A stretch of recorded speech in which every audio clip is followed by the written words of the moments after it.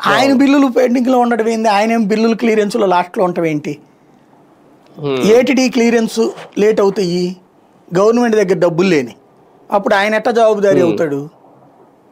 బేసిక్గా ఎక్కువ బిల్లులు అంతే కదా ఉండేది. డబ్బులు నీ దగ్గర డబ్బులు ఉంటే క్లియర్ చేస్తారు.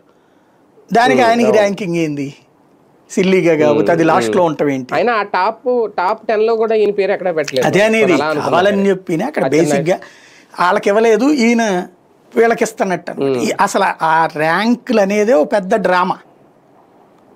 నిమ్మల రామానాయుడు ఏ ఫైల్ మీద క్లియర్ చేశాడంట ఆయన ఇప్పుడు అర్జెంటుగా. ఆయన టాప్ 1 కాబట్టి అదేంటంటే అదొక హంబక్ ఎప్పుడు నడుస్తూ ఉంటుంది.